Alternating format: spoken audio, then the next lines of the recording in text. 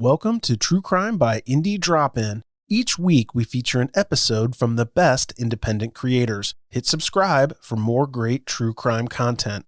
Hello, true crime fans. Before we get started, I just wanted to tell you about Scary Time, another podcast by Indie Drop-In featuring independent creators. If you like episodes about the paranormal, ghosts, monsters, hauntings, creepy places, enchanted objects, aliens, and more, check out Scary Time. You can find Scary Time in any podcast app, or you can click the link in the show notes below.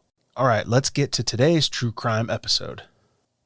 Today's episode is from Thrice Cursed.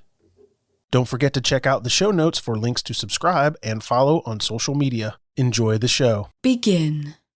Hello, I'm Rebekkah Rosewood, and this is Thrice Cursed.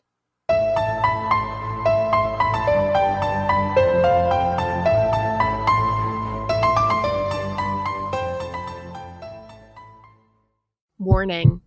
Thrice Cursed is a true crime and paranormal podcast. It is intended for mature audiences. Some graphic depictions of violence and other unpleasant material may exist beyond this point. For more specific content warnings, please reference the episode notes. Just like last week, I'm coming to you with another heavy-hitting, truly devastating case out of my dream home state, Vermont. If you're tuning into this at work and you either aren't working from home or driving or just have to deal with people, maybe hold off until you can be somewhere private or simply safe to cry. Hey, Simply Safe, sponsor me? Anyways, I hope you got a laugh from that because there won't be much laughing in this episode. Seriously, I had to stop writing like 8 times because I just kept crying. And if that tells you the kind of crybaby Luke has to deal with, isn't he lucky, you guys? He's just the greatest. I wouldn't want to put up with me. Seriously, do you know how many tissues we go through? It is insane. Anyways, since this is a long one, I'm going to cut the preamble very short and just get into it. Seriously, my entire script is 16 pages. So, here goes nothing. Sorry in advance. Today's tale starts off with 13-year-old Sherry Nastasia. Sherry's parents had been divorced, and in July of that year, Sherry and her younger brother moved to Springfield, Vermont to live with their father. Their mother lived in Florida, and their father, John Nastasia, was a truck driver for an oil company. He was on the road most days and couldn't always arrange for someone to watch his children. Sometimes they'd be with a neighbor or a babysitter, but most often, it seems like they were on their own. Police officers in Springfield became accustomed to seeing Sherry and her 11-year-old brother outside after dark. As time went on, she was seen with her brother less and less. On August 28th, 1979, 13-year-old Sherry Nastasia was shopping in the Springfield shopping plaza with her younger brother before splitting off and going out on her own, as usual. Just like most nights, she had no particular plan or destination. Tonight wasn't most nights, though. Sherry Nastasia of 43 River Street, Springfield, Vermont, didn't come home. She was reported missing the very next day, and an investigation began. As I briefly mentioned, police had become familiar with Nastasia, not just for her seemingly constant presence outside, but also because there were some seedier parts of town that the police had grown accustomed to keeping an eye on, and more frequently, they began seeing Sherry there during the summer. Police spoke to some of the people that frequented those areas, and no one seemed to know where she went. Soon enough, their investigation turned up a vague clue. A man who had a room in the same home as Nastasia. I'm guessing that means a renter, but I could find no clarification on it. I don't know. So this man said that he had seen Sherry walking along River Street sometime around midnight that Tuesday. This man noted that a dark green car that resembled a Pontiac Firebird had slowed beside her, and after a few moments, the vehicle stopped and Sherry climbed in. This was the only lead the police force had to go on. An official police report was finally printed in local papers on September 5th. Sherry was described in the report as female, Caucasian, age 13, 5 foot 2 inches tall, slender build, blue eyes, and long brown hair. She was last seen wearing a blue sweatshirt and white shorts, getting into a 1970 to 1974 dark green Pontiac Firebird on River Street. It was unknown at that time if she knew the driver. A clerk in the Springfield Police Department stated that authorities were concerned immediately about her disappearance, as Sherry didn't have it in her nature to do something like that. Another source I found stated that this was exactly the type of behavior Sherry exhibited, however. So I'm not too certain what to believe here. I'm going to err on the side of disbelief, though. I kind of doubt that she would leave her brother and not say anything. Not to mention I know what happens, so. Anyways, unfortunately, this concern wasn't unfounded. On December 13th, 1979, 3.5 months later, a body was found in the snow by a trucker in a pull-off area along Vermont Route 103 in Rockingham, just a short distance from the state police barracks. Within days, the body was identified as that of Sherry Nastasia using dental records. According to one officer, her body was in such a state of decomposition that there had been no other methods to identify her by. The officers did their best to clear the snow and thoroughly examine the area for any evidence, but aside from the body, none was found. According to state medical examiner Eleanor McQuillan, several of her bones had been broken, including multiple ribs and a leg. She was unable to determine the official cause of death because parts of the body were missing. Though she did conclude that she had probably died of strangulation, as the hyoid bone, the one in the neck that tends to break when someone's strangled, was missing. Sherry Nastasia's death certificate stated that she met a probable violent death. At the time the statement was released in January of 1980, police detective Robert Haynes said that investigators were still working the case, but so far had turned up no leads. They'd interviewed many of the people that frequented the same places as Nastasia, even going so far as to have them take polygraph tests. Many men who provided solid alibis didn't pass them. It's likely that this was because they had other things in their past that they wanted to remain hidden from the police. A majority of them were certainly guilty of crimes, but none of them involved the disappearance of Sherry Nastasia. One of the detectives recalled, "Everything that could have gone wrong went wrong, right from the beginning of that case." Police began to feel that this case would never be solved. Even in August of 1981, when another young girl went missing, the thought that this could lead to the man who killed Sherry was the farthest thing from the minds of detectives. The two crimes didn't appear to be connected, at least not yet. Early on the night of August 29th, 1981, Springfield local 12-year-old Teresa Fenton asked her parents during a car ride home if she could go on a quick bike ride before dinner. She and her parents had had multiple conversations about the murder of another 12-year-old girl, Melissa Walbridge, earlier that year and adhered to a strict safety code. I am just going to take a second to note here that the murder of Melissa Walbridge doesn't tie into this case beyond this point. I merely included this to explain the Fenton family's level of precautions because without it, it would seem a little bit over the top. Her parents knew where Teresa was at all times, so they discussed her bike route.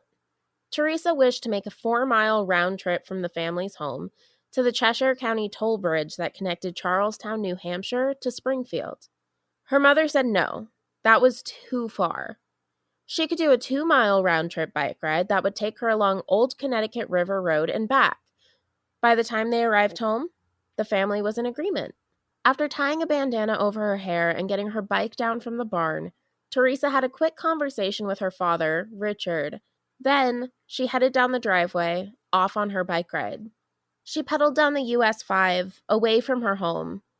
Part of the safety code her family had devised included situations like this. Her bike rides were always timed. Teresa had 40 minutes to return home and a 10-minute grace period. Her mother, Barbara Fenton, said, "We would challenge her to do a length in a certain amount of time.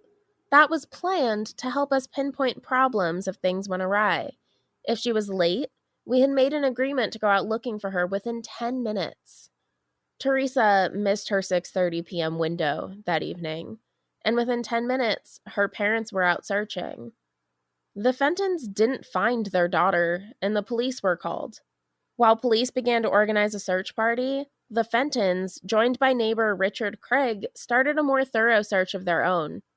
The Fentons went in one car, and Richard, joined by a companion, went in another. Richard ended up on the river road Teresa had agreed to stick to.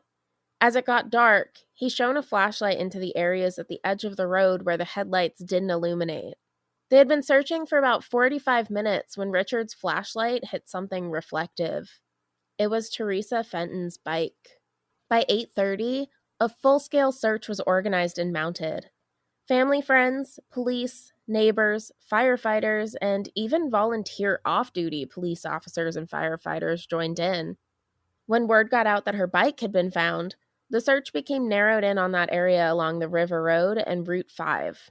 The search continued until 2:30 a.m. Teresa hadn't been found, but the search would continue again at 6 a.m.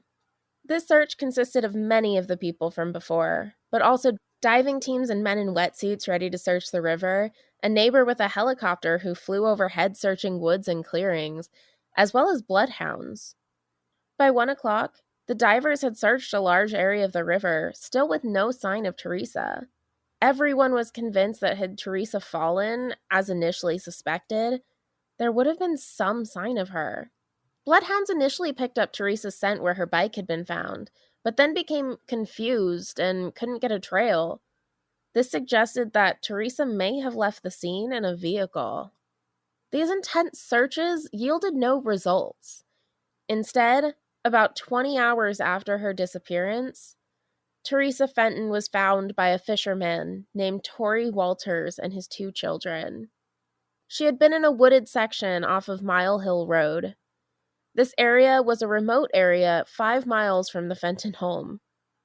She had been unconscious and half buried, with only an arm visible in the debris and brush that covered that area. Torrey said that she had been moaning softly. It was this sound that led to her discovery. Sadly, there would be no happy ending in this case. Her skull was badly indented and smeared with blood. She never regained consciousness and succumbed to her injuries almost exactly 48 hours after her disappearance. After medical examinations, it was confirmed that she had been beaten, sexually assaulted, and left there to die.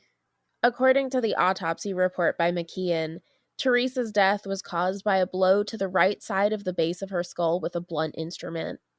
This blow was one of 6 that she had received to the head. In addition to the blows to the head, there were bruises on her right cheek and lower lip, as well as a broken tooth, suggesting 1 or more hits to the face. There was also a scrape on her face and a bruise on the right side of her neck, paired with an abrasion on the left side of her neck that were likely caused by strangulation. Very little evidence was found on the Connecticut River Road she had been abducted from.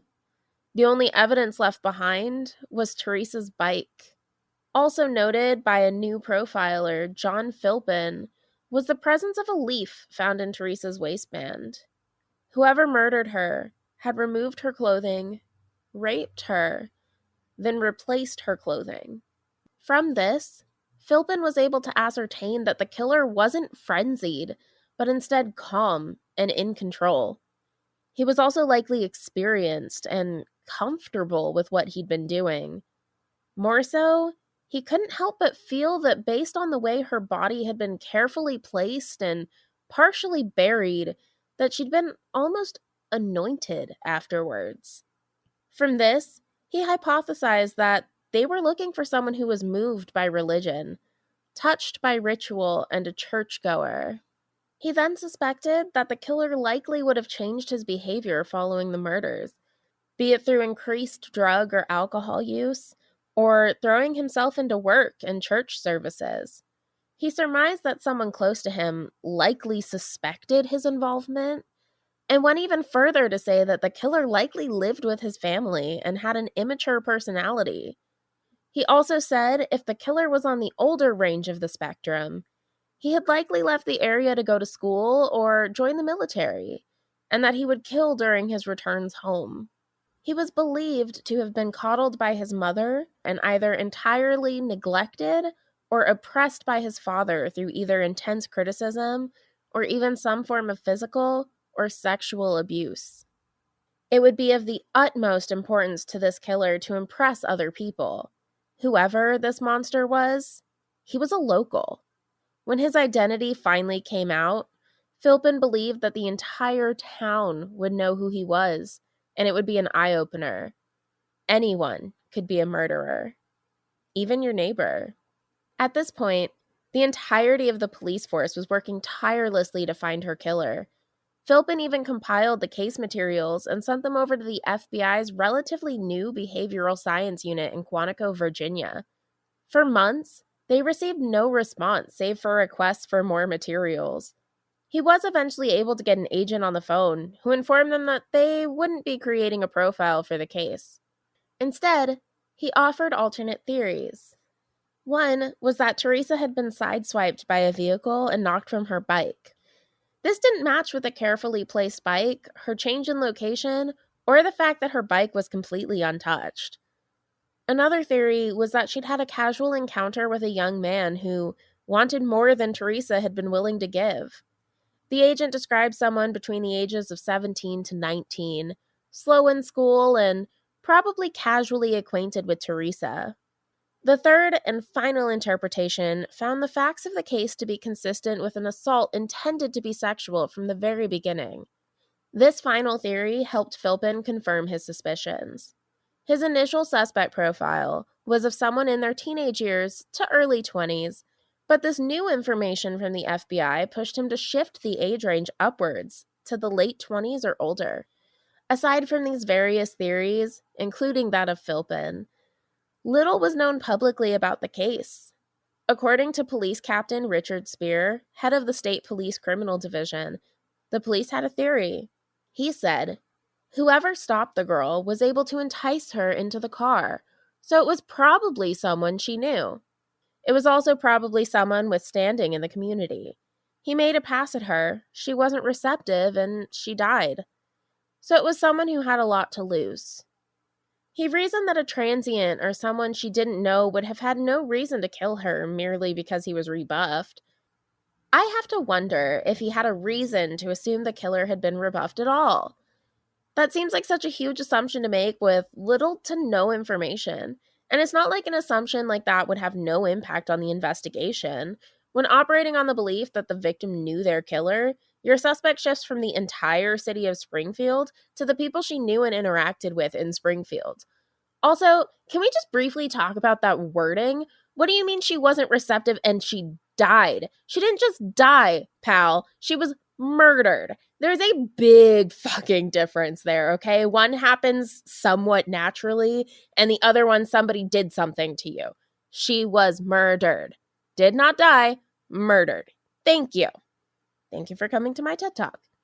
Finally, I have qualms with the fact that Philpin's profile seems the most fleshed out, but this police officer seemed to just kind of gloss over that one and glom onto the FBI agent's profile, even though it had been pretty clear that he didn't look too closely at the information he'd been sent, based off of the fact that one of his assessments was, oh yeah, she was sideswiped and her body was like 5 miles from her bike, which was placed leaning against a tree very carefully. Like, no logic here.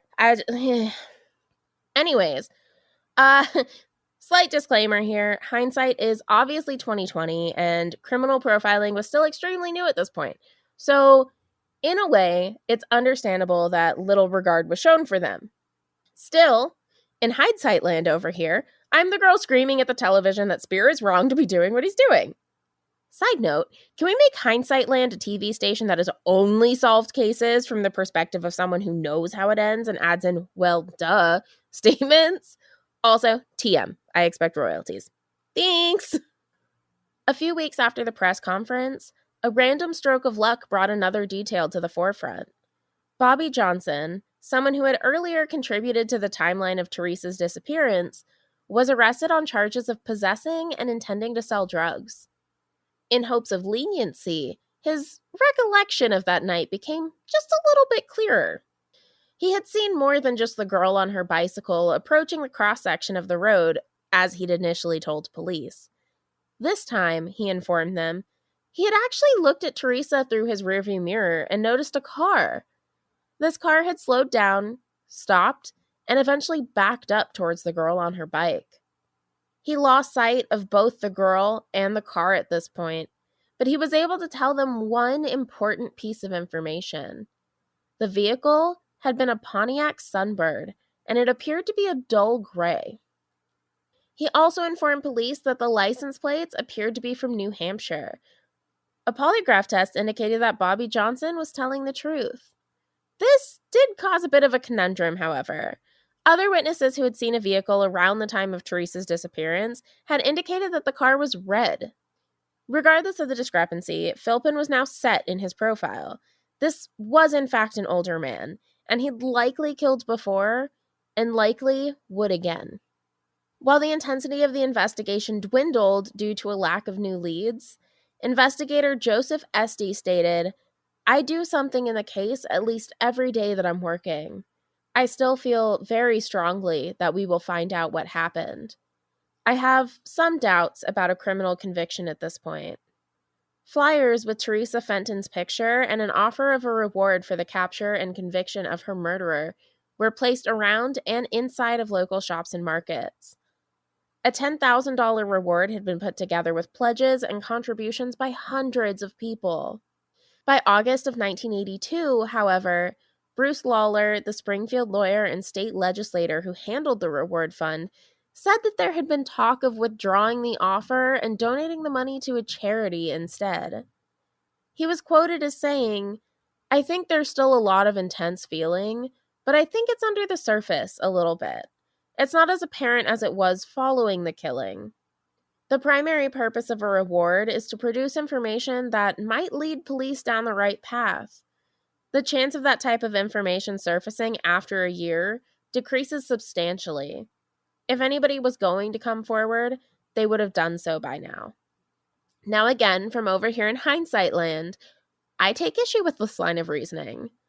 Obviously, this was a different time, but nowadays we hear about so many cases where someone who was terrified to come forward eventually does. 5, 10, 15 years later, sometimes 20, sometimes 30. Sure, it's not the immediate resolution we hope for, but it does happen. There was a woman recently, I can't remember what crime it was, but she came forward and was like, "Yeah, my husband confessed to killing this woman that he lived with while we were married." I don't know. But it happens. We're still hoping that somebody comes out and says something about the Delphi case. I don't know, just removing a reward because it's been a year and you don't think anybody's going to come forward just sits so wrong with me. I don't know. I would just hope that if it were my child who went missing, that people wouldn't renege their donations just because the sense of urgency and pain became distance to them. It would still be very fresh to me every single day. Any parent who loses a child, whether they're missing and we have no idea what happened or whether they've been murdered, that sense of urgency never goes away. It's a scab that's peeled at every single day. Oh, sorry, I am ranting, but I don't know. This case has me all up in my feels. Speaking of distance, though, you are all so exhausting. I'm going to take a quick break, and I will be right back.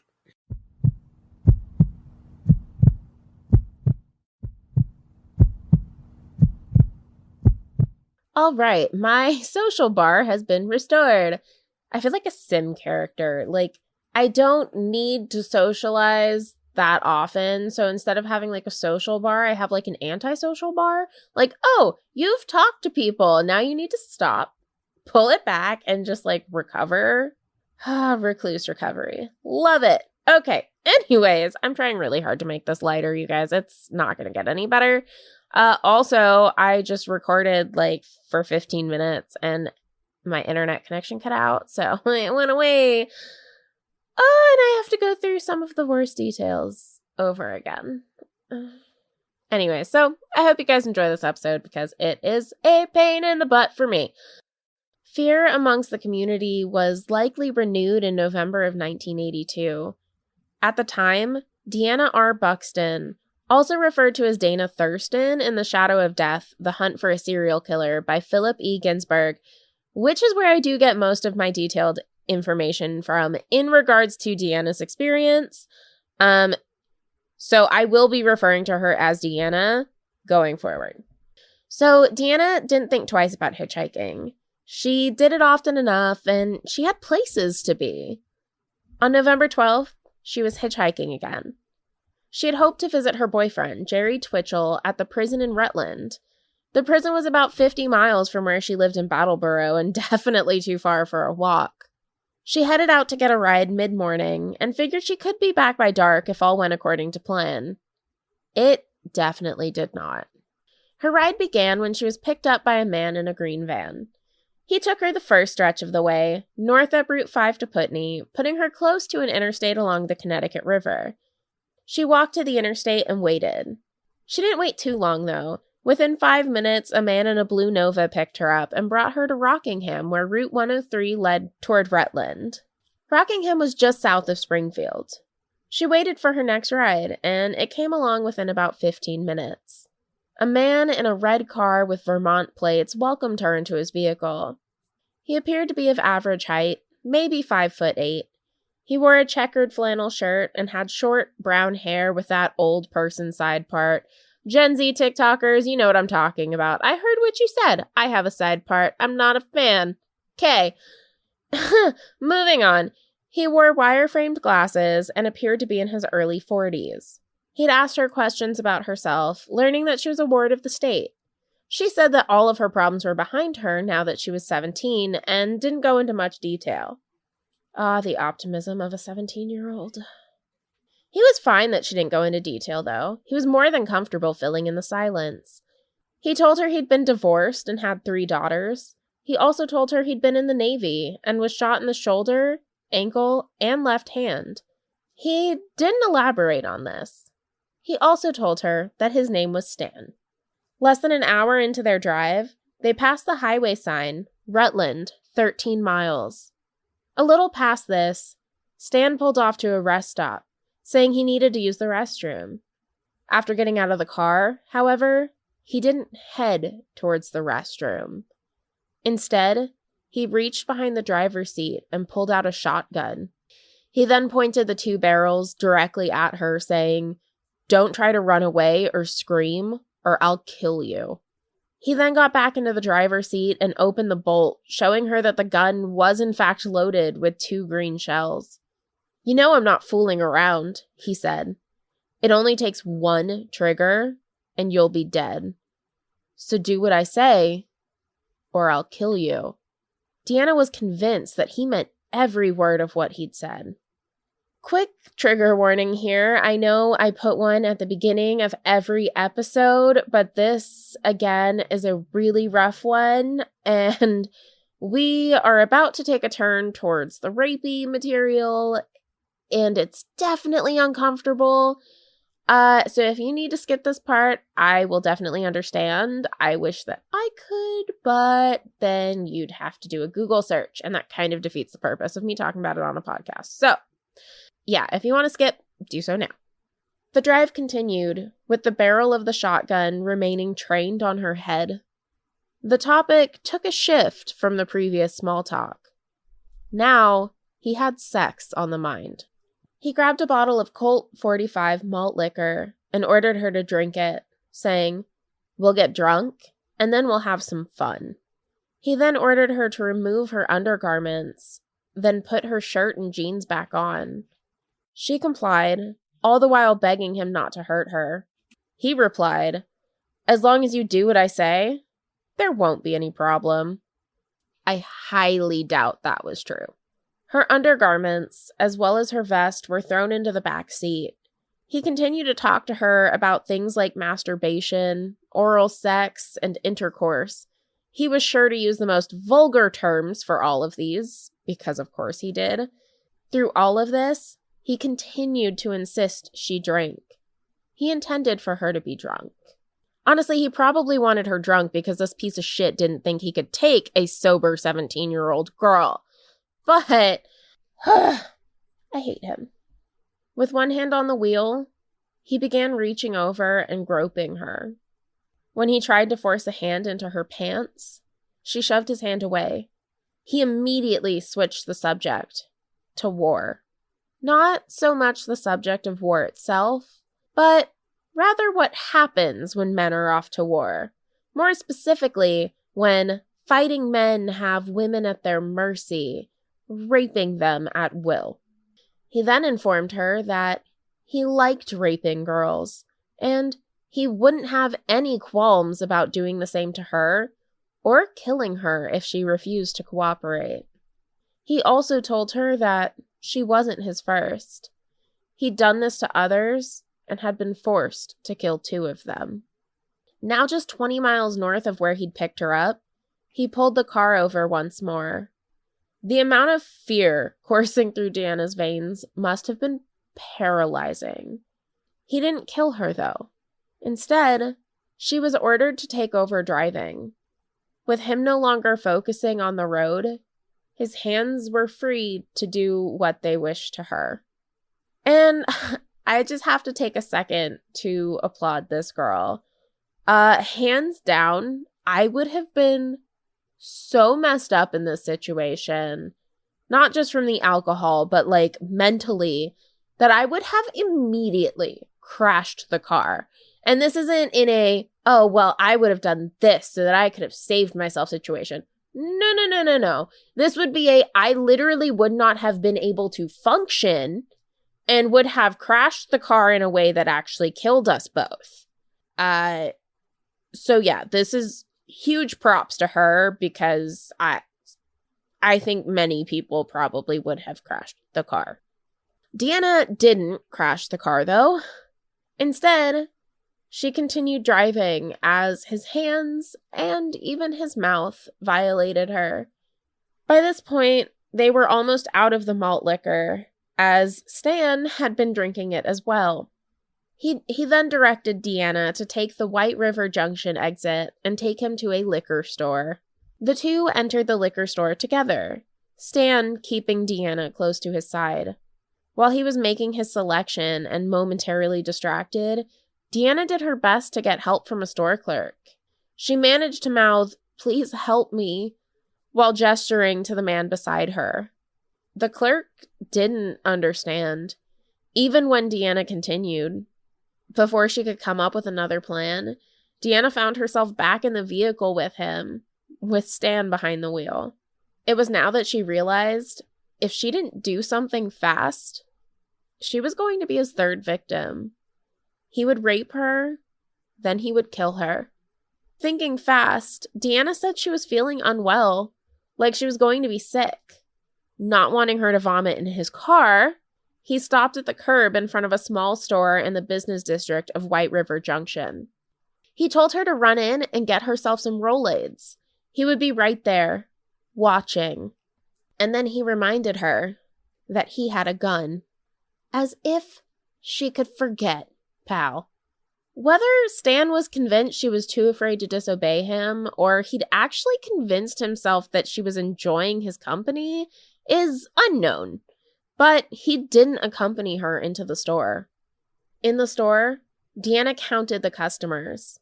There were 3 men and 1 woman, as well as the woman behind the counter.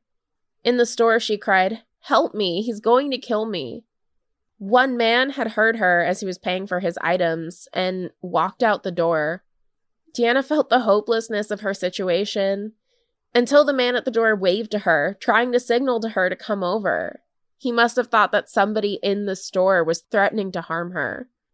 After hesitating a moment, she did. She ran over and she grabbed the man, begging him to help her get away from Stan, who she pointed to. The man, my fucking hero, honestly, just glared angrily down at Stan and yelled, "What the fuck are you doing to her?" Which, good God, I can't count on two hands the amount of times I needed somebody like that in my life. What a guy. Ever the liar, Stan replied, "I don't even know her." Not hearing a word he'd said, Deanna ran back into the store and told the clerk to call 911. There was a man with a gun, and he was going to shoot her. Officer John Halpin was called to the Progressive Market. He'd been told by dispatch that a girl had become hysterical, claiming a man with a gun was trying to kidnap her. I'd just like to take a brief moment to say fuck you to that giant douche of a dispatcher. Like, okay, so firstly, the root of the word hysterical is super fucked up, but also there is somebody crying and begging for help. You, their last line of hope, are calling them hysterical? I understand that thems was the times or whatever, but no, not cool. In the 3 minutes it took Officer Halpin to get there, her captor had driven away. The only man who had believed Deanna and even defended her against him had also disappeared. She and this man were the only two people to get a good look at Stan. It quickly became clear to Officer Halpin that Deanna wasn't delirious, but rather terrified, and she had in fact been kidnapped. It wasn't some figment of her wild imagination. She had been kidnapped by this person. She was then brought into the station to give a statement. She turned out to be an extremely observant witness, giving officers a thorough description of the man, down to the moles on his face. After the parking lot fiasco, a very inebriated Stan continued to drive the roads he knew so well until the alcohol really began to hit. Then he pulled off to the side of a road for a nap. The nap didn't really seem to help, however. When he awoke, he continued driving and came up on a curve too fast. His car went off the road and ended wheels up. And before you get all happy about it, he lived. I know. Believe me, I know. Despite not wearing a seatbelt, Stan survived the crash. He flagged down a passing woman and asked her to call the police. Once the woman had left, he realized that there was a lot of evidence in his car that could get him into quite a bit of trouble. He set to work quickly grabbing anything he could get his hands on. He didn't stop to think about what he could keep versus what he couldn't, and just grabbed anything he could get his hands on. Once his hands were full, he went deeper into the woods. Approximately 200 yards from his car, he created a very shallow hole and dumped the gun and other items into it before covering it with some dirt and leaves. A few moments after returning to his car, State Troopers Dan Lavoie and Warner responded near the end of their shift. They took down the information about his accident. The name on his driver's license read Gary L. Schaefer. The car was a 4-year-old Pontiac Sunbird, a sporty red one with a white top. The car had been essentially totaled. Now, if you'll remember, the car used in Teresa Fenton's murder was described as red by some witnesses, but gray by Bobby Johnson. Regardless, the two officers who were now eating into their free time, as their shift had ended, didn't put the pieces together.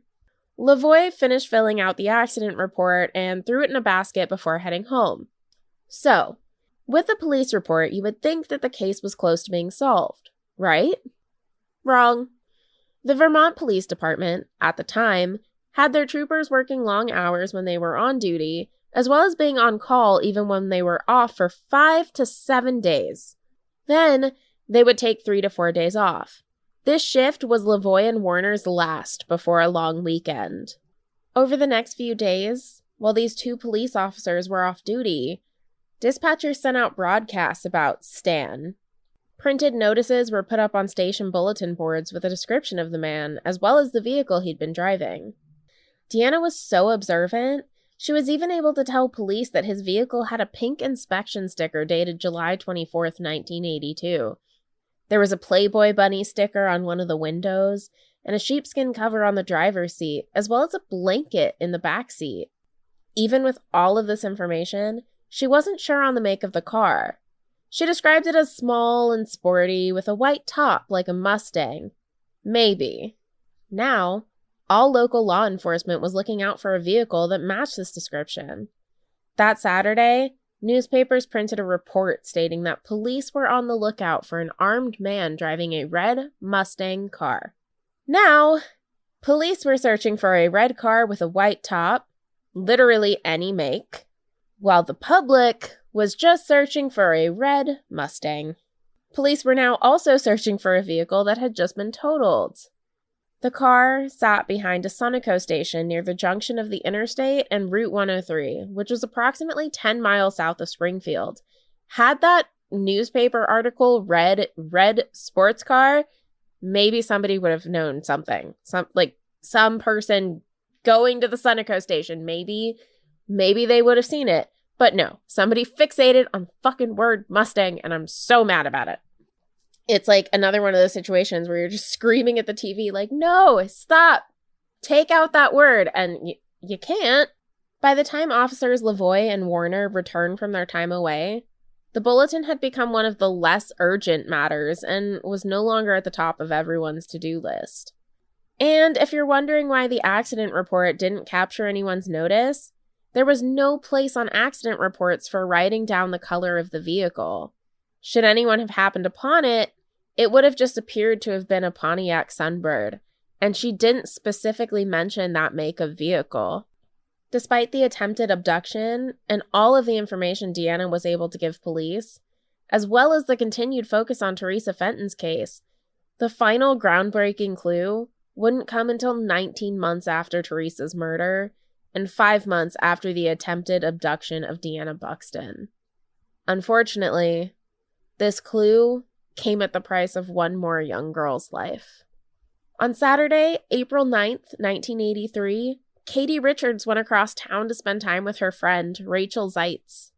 The pair of best friends were both 11 years old and had made it through 2 dance rehearsals that day for an upcoming recital.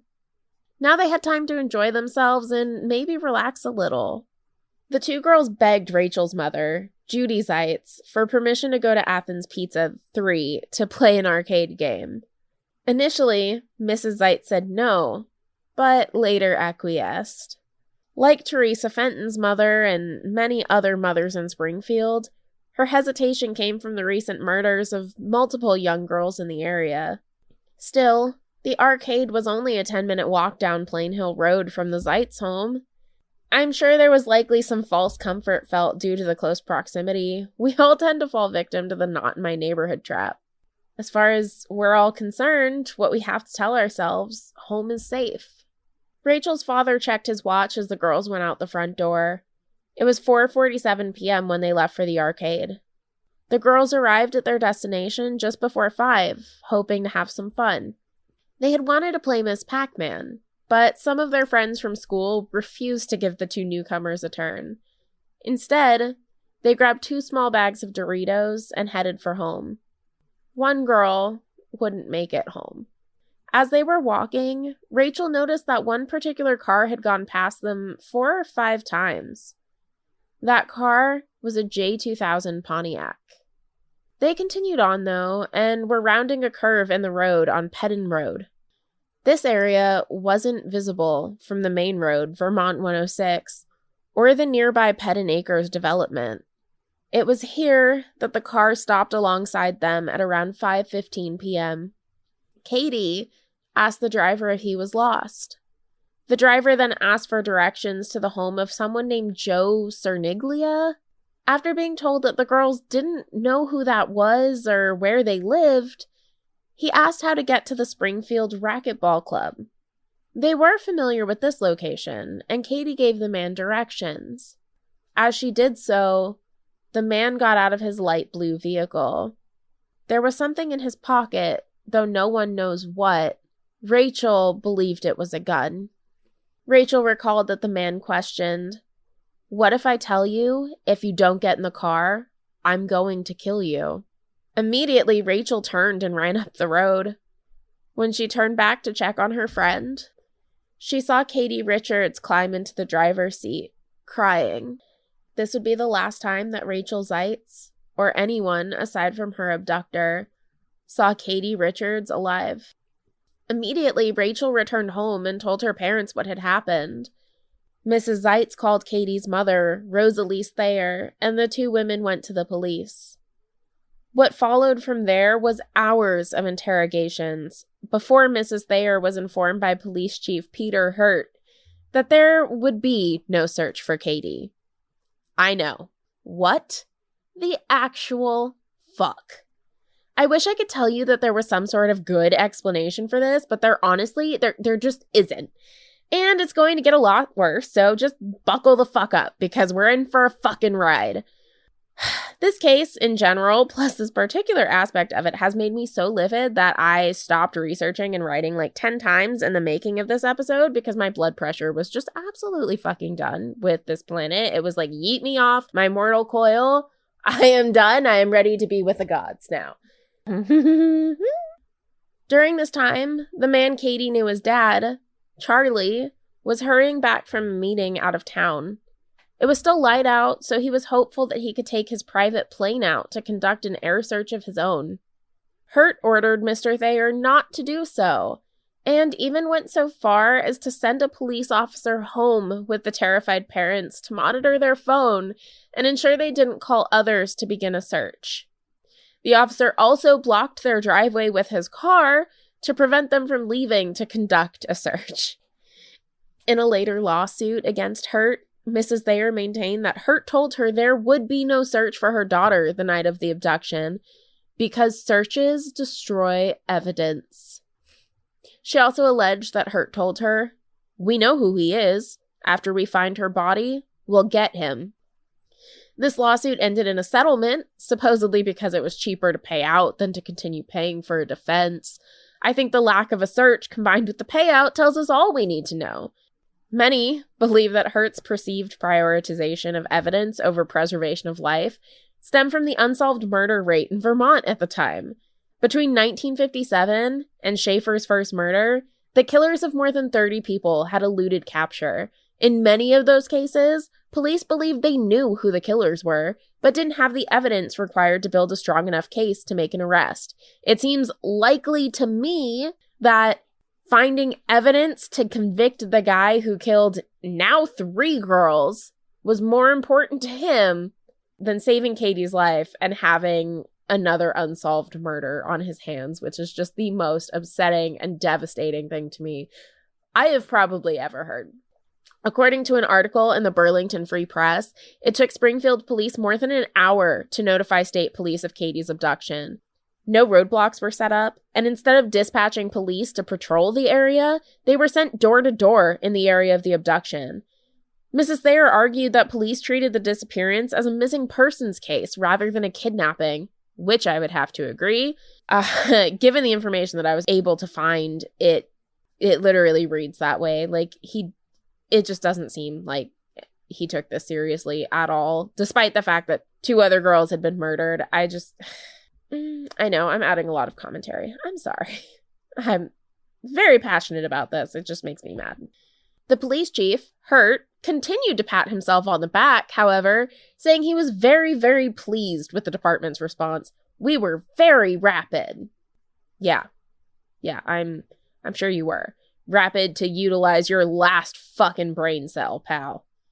19 hours after her abduction, around noon on Sunday, Katie Richards was found in a wooded area 2.2 miles from the abduction site off of Baltimore Road. Her parents weren't even called. Instead, Mrs. Thayer called the police around 2 p.m. She recalled that Hurt told her, "We have found the deceased body of a young girl wearing her clothes on the Baltimore Road.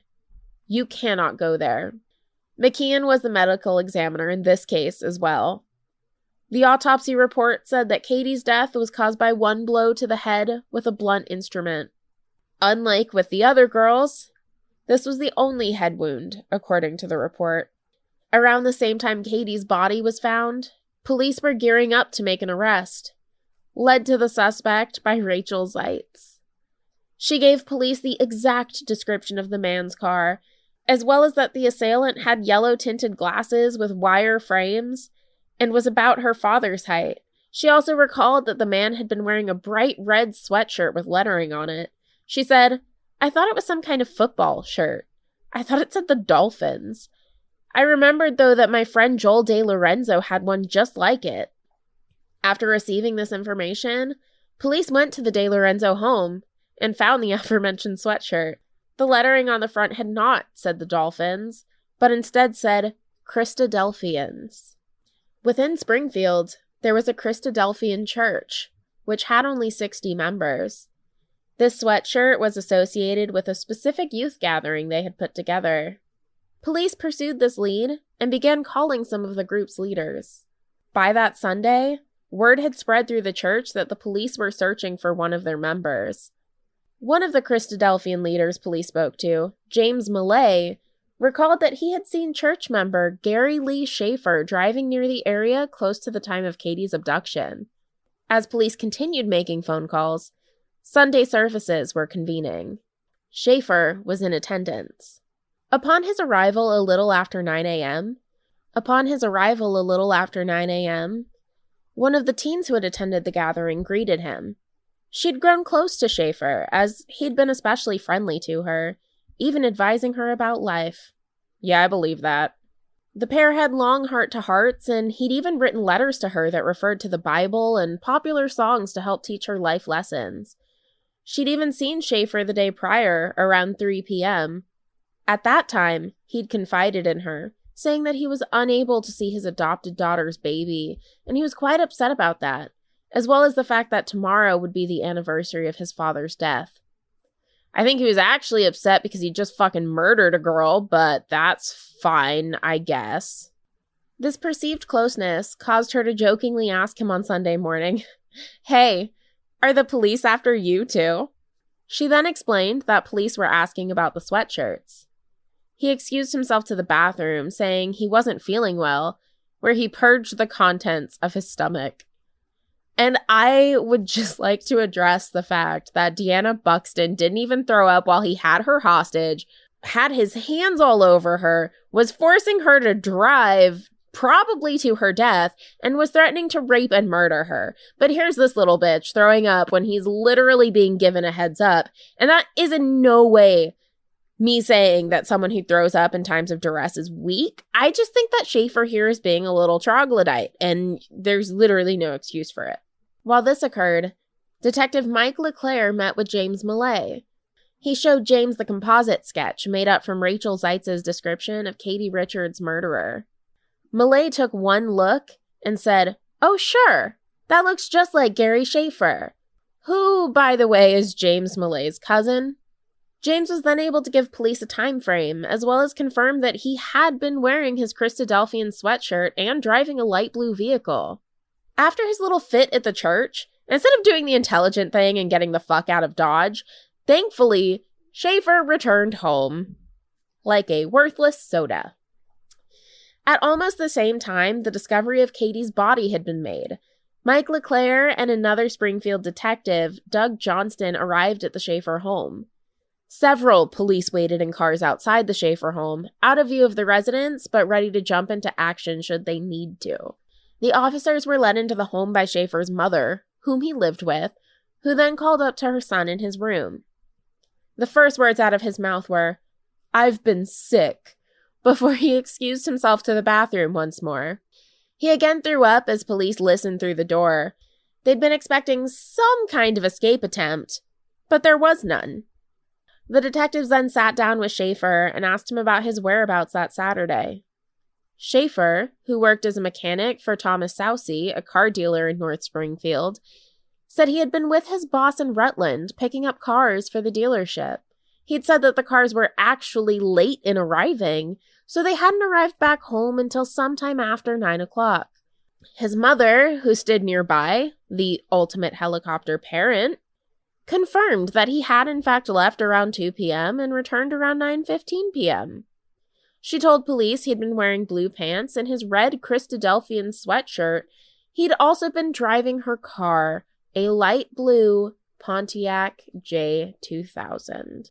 The officers allowed Schaefer to finish his version of events before informing him that they had already spoken to his boss, His boss had said that Schaefer had not been with him at that time.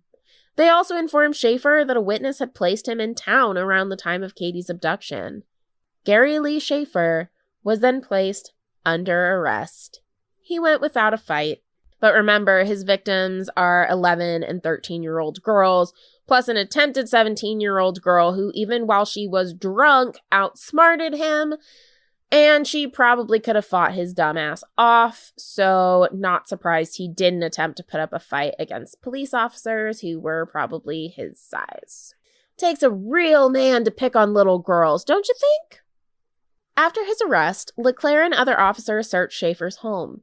His sweatshirt, the official Christadelphian sweatshirt, was taken from his bedroom as evidence, along with a pair of blue pants believed to be the ones he was wearing when Katie was taken and subsequently murdered.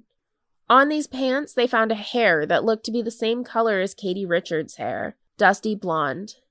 Schaefer was held at the Woodstock Community Correctional Center under $50,000 bail on a charge of kidnapping a minor.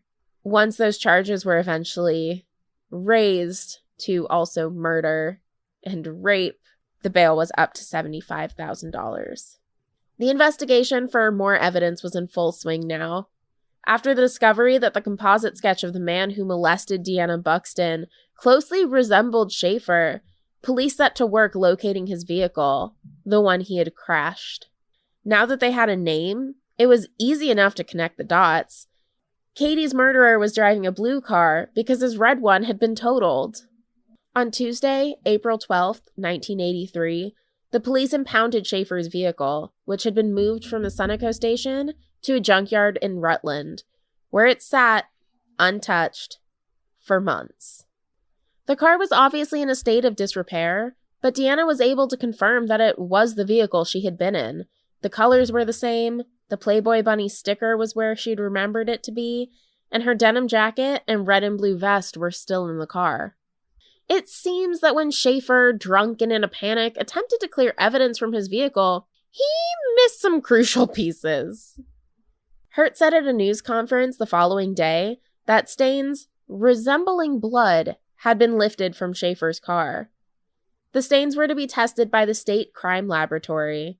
Hurt felt optimistic that the stains would connect Schaefer to the murder of Teresa Fenton.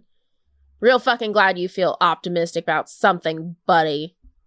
State Police Sergeant Robert Haynes also stated that on that very morning, 2 state police divers searched a small pond near the site where Katie Richards' body was found for a murder weapon. This search proved unsuccessful. Hurt then acknowledged that the weapon was difficult to narrow down as it could have been any blunt instrument, including a rock. At this point, Windsor County State's attorney, prosecutor in this case, William S. Bowes, stated that Schaefer was so significantly depressed as to be considered a suicide risk. Because of course he was. He was placed in maximum security away from the general prison population and was under close watch. At his initial hearing, Schaefer arrived wearing dirty white sneakers, brown pants, and a flannel shirt. Real good look there, buddy. At this hearing, he pleaded not guilty to both the kidnapping of Katie Richards and the kidnapping of Deanna Buxton. No further charges were filed against him at that time, as they still lacked the evidence required to meet a murder charge against him for Katie Richards. As of May 5th, they were also no closer to tying Schaefer to the murder of Teresa Fenton. In a news report from May 5th, Prosecutor Bowes said that the samples taken from Schaefer's vehicle, as well as samples taken from his boots, turned up blood. He didn't elaborate on whose blood it might be, or which sample, if not both, the blood had shown up in. He did, however, say that he knew the blood types that were pulled in the sample. Further information regarding the multiple cases here is very sparse, as a gag order was placed on any information regarding Schaefer in order for him to receive a fair trial. In fact, it even created an entirely separate court case to figure out which was more important, a fair trial or the public's right to know. So, yeah, there's lots of court cases involved with this, as there should be. In early October, Schaefer apparently wrote prosecuting attorney Bowes a letter stating that he believed he had murdered Richards and Fenton. This statement was thrown out for some reason, probably chain of evidence. I couldn't find anything. On Monday, December 5th, 1983, Gary Lee Schaefer said through his attorney in a Vermont district court that he wished to clear himself in the eyes of God. Don't be fooled, though. This wasn't about God. He changed his plea from innocent to no contest to second-degree murder, sexual assault, and kidnapping in a plea bargain arrangement. A stipulation of this plea bargain was that no charges could be filed against Schaefer in connection with the kidnapping, rape, and murder of Teresa Fenton, provided that Schaefer wrote a detailed confession of her murder. So basically, he bitched out. Bose said that his case had been weakened when a discrepancy in the Vermont law statutes dismissed a felony murder charge against Schaefer in regards to Katie Richards' murder. This prevented a first-degree murder charge. Schaefer's attorney said during the hearing that he had substantial evidence to prove that Schaefer had been temporarily insane when he killed Richards, and that it was his client's desire to go ahead with the plea bargain. He stated that Schaefer had no recollection of trying to harm Katie, and that, quote, it is his belief that he was acting in a way that had an interrelationship with things that happened to him as a child, end quote. This statement was not elaborated on. It came out in this trial that Katie Richards had also been raped prior to her murder. According to Mrs. Zeitz, during the entirety of the trial, Rachel insisted upon sitting in the front row. She said she wanted to get a good look at him. She stared at Schaefer for most of the sentencing. When Rosalie Thayer took the stand, Katie's mother, she said, as long as this man lives, he will feel compelled to destroy the lives of innocent children by as odious and obscene means as he can devise. I don't want any child so tortured such as she was ever again. He must never be allowed near another young child. Schaefer's lawyer insisted, some may be skeptical about this, but Gary understands that society should inflict punishment upon him.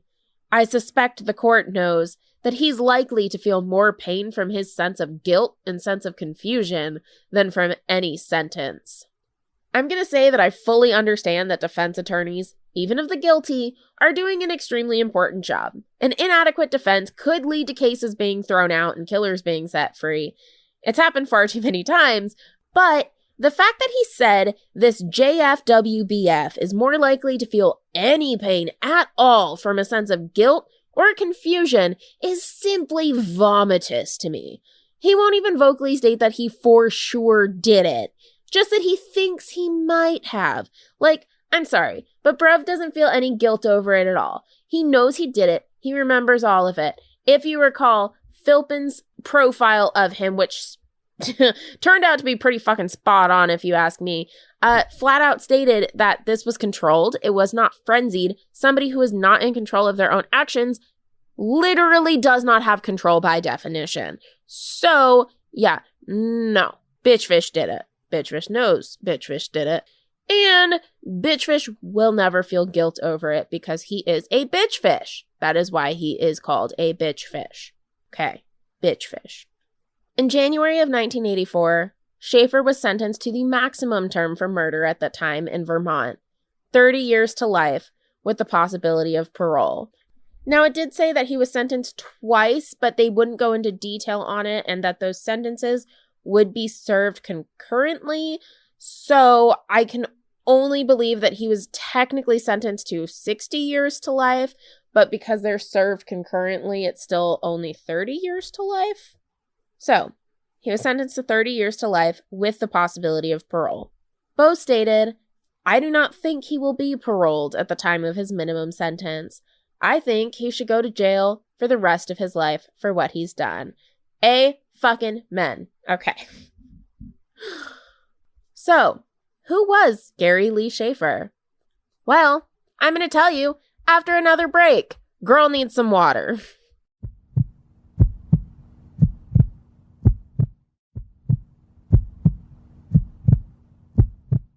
So, who was Gary Lee Schaefer? As far as most in the town were concerned, Schaefer was unremarkable. He lived a quiet life and had no real social life outside of the church. His documented childhood was rather uneventful. He'd moved to Springfield with his family when he was around 10 years old. Philpin's spot-on profile of Schaefer, combined with the statement from Schaefer's attorney, do imply that there may have been some darkness in his childhood, whether that was the physical abuse or sexual abuse or the emotional abuse inflicted by an overcritical or absent father. No one knows. After high school, Schaefer served in the Navy for 10 years. All that is known about his performance in the Navy was a single note someone had written on an affidavit submitted at his arraignment. The notation read, "Had trouble in Navy." Police opened investigations into missing or murdered girls in any area he'd been stationed at. I could find no information in regards to these investigations or whether or not anything was turned up by them. I can only surmise from the lack of documentation that means nothing came of them.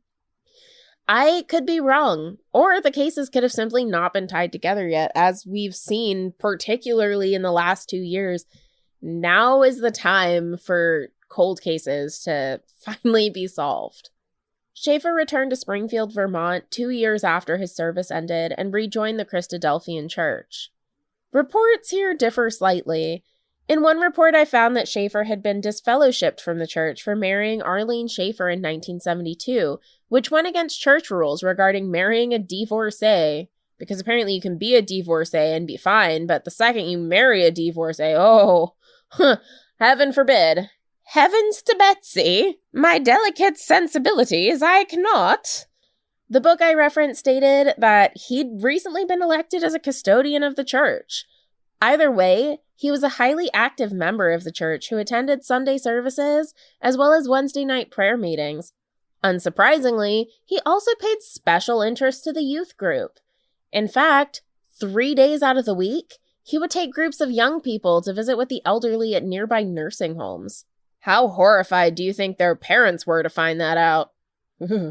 Friends and family of Schaefer stated that there were two sides to him.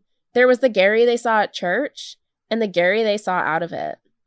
At church, he was outgoing, friendly, and dedicated to the youth.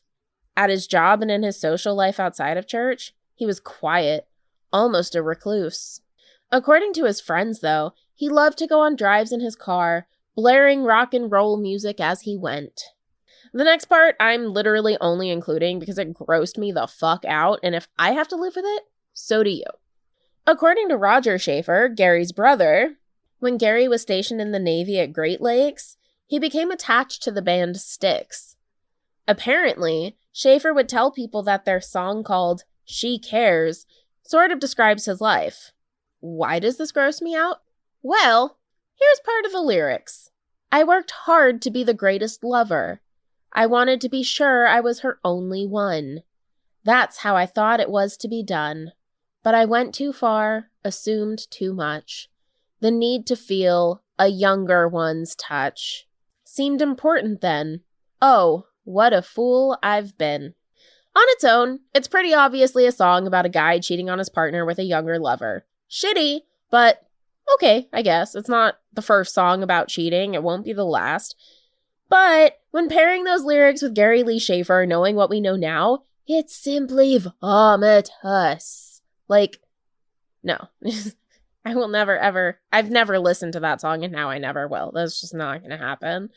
In one interview, Roger also told police that Schaefer and his wife, Arlene, had been in Springfield the weekend of Nastasia's disappearance, and may have stayed at the Howard Johnson Motel. A manager of the hotel was unable to locate the records for the nights between August 27th and 29th, 1979, and Arlene Schaefer declined to comment. She even went so far as to say, as far as I'm concerned, I was never married, which, girl, what a mood. Disown him and run. I mean, maybe help the police solidify a timeline and, like, convict him of murder, but, like, otherwise just run. Look the other way, run. Since his initial statement, John waffled. He said that he no longer believes that his brother had been in Springfield at that time. Roger said, direct quote, "That's what he tells me, that he wasn't here that weekend. I know he came up sometime during that period. I just don't know when. I really couldn't say, to be honest with you, whether he was in town. I can't see why they would want to pin it all on Gary, but if he was in town, and I knew for a fact I would suspect it myself. I really don't know. I really don't. Frankly, I wouldn't believe anything any one of my siblings said if I found out they were, without a doubt, raping and murdering people while living under the same roof as me. Or on Pluto, for that matter. They would just lose all credibility in my book. Like, how can you believe somebody who is capable of doing all of those things while you live with them? Even if you don't live with them. It should be said that despite his uncertainty, Roger did make himself available to police to try and clear things up as best as he could. At the time of his arrest, Schaefer was divorced and living with his mother and his brother Roger. His and their mother's feelings towards Gary remained very clouded and confused. Gary Lee Schaefer died on December 3rd, 1995 in Florida State Prison. I can't say that I think many tears were shed for him, honestly. I don't think they were. He had apparently been stabbed multiple times by another inmate. He had over 40 stab wounds to his eyes, and his throat had been cut from ear to ear. And I do not believe in retribution, but karma is a bigger bitch than I will ever have to be. I've said it before, I'll say it again. Peter Hurt, aka Captain Douchewad, lost his position as police chief after the lawsuit was settled and went off to be head of security on a college campus. I don't remember the name of the college campus. I know I did read it, but he was not important enough to me to mention it. So, whoops. Sherry Nastasia was just 13 years old at the time of her murder. I couldn't find much by way of statements about her, but from my research, I gather that she was a loving older sister and a fiercely independent young girl who likely would have become an amazing woman. 12-year-old Teresa Fenton was described as bright and perky and an exceptional student, very good in all her classes. She was active in the chorus, cheerleading, and band. She had also been named Student of the Month several times in 6th grade and was looking forward to beginning junior high the Wednesday following her death. Katie, 11 years old, had just been named Student of the Month at school and had been looking forward to her 12th birthday. She'd also been looking forward to her upcoming dance recital and wearing a special tutu with sequins her mother had made specially for the occasion. Katie was buried in the tutu that she loved, never having gotten a chance to perform in it. This has been the cursed and excruciating tale of the brutal murder of 3 young girls and the sexual assault of another at the hands of some fucking guy who couldn't cope with his bullshit problems. I know, that wasn't at all catchy, it wasn't creative. I'm honestly just so pissed off and sad that I couldn't come up with anything else. So, sorry, I know, it was lame. All I can say is, hug your loved ones a little harder today. Or Zoom them harder. That's not a thing, but you get me. For more cursed content, you can find me on Instagram and Twitter at Thrice Cursed Pod. For just $5 a month, you can get ad-free episodes on Patreon, plus access to a patron-only discussion channel in the Discord server. Or for only $2 a month, you can earn all of my love. There aren't really any perks beyond keeping me caffeinated to write 16-page scripts such as this one, but it is appreciated, so I don't know. Or I'll just keep crying for free. It's fine. I mean, I'd probably be doing it anyways, even if it wasn't for the podcast. Ah, lovely. All of you have probably left by now. You're just like, this girl is too much. I'm done. I'm done with it all. It's fine. I don't even know who I'm talking to anymore. You guys, I haven't been sleeping. This case is a lot. Okay. You can also get your hands on some Thrice Cursed merch on thricecursed.com. I am in the process of getting all of the merch items switched over and creating product descriptions and making sure all of the pricing is okay. So everything's a little bit wonky right now and there aren't as many options, but I am working on it. It is coming. Everything will be great and fun and lovely. I also learned something super fun. So on my website, you can become a member so that you can get emails letting you know when there's a new blog post, as well as actually being able to comment on the blog post. And you know me, I am a fiend for acceptance and love and people telling me that I'm doing good. So if you want to leave nice comments on my posts or have discussions on the posts, please go ahead and sign up for that. Yeah, it's a fun new feature that I've apparently had this whole time that I knew nothing of because I don't know what I'm doing. So definitely do that while you are checking out the photos for this week's episode. Finally, don't forget to join us in the Facebook group by clicking the Facebook symbol on my website.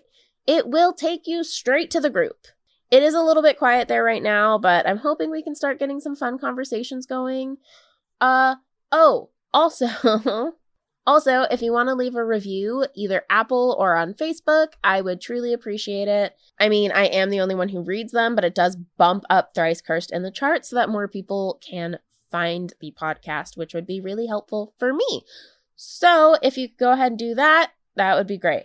All right, that is all that I've got. I know it was a lot. I'm going to go drink like 8 glasses of wine now or something.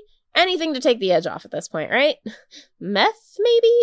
I'm kidding. I'm not going to do meth. I've never even smoked pot. I'm clean as a whistle. Whistles are actually filthy. Where did that come from? Anyways, until next time, keep your curses hexy and your hexes sexy. If you're turning, oh, this is going to be a good one. I can feel it. Today's tale starts off with 13. We would challenge her to do by 8:30, a full-scale search was organized in Mountain. A full-scale search was organized and Mountain. Yes, Mountain. The fuck-ups in this episode are surely Mountain, that's for sure. By 1 o'clock, the drivers had... oh my god. Very little evidence was found on the Connecticut River Road she'd been abducted. She was abducted. She didn't wait long, though. Within 5 minutes, she was then brought into the statement. Ugh. Despite the attempted abduction. God, why do I keep trying to say abduction? Despite the 2 girls begged Rachel's mother, Judy Seitz, no roadblocks were set up, and instead of dispatching police to patrol within Springfield, there was a Christadelphian church. They'd been expecting some kind of escape. In fact, it even created an entirely separate court. Philpin's spot-on profile of Schaefer, oh my god. If you love this episode from Thrice Cursed, check the show notes below for links to subscribe or search for Thrice Cursed in any podcast app. Thanks again for listening to True Crime by Indie Drop-In. If you would like your show featured, reach out to us at Indie Drop-In on all social media or go to indiedropin.com. See you next time.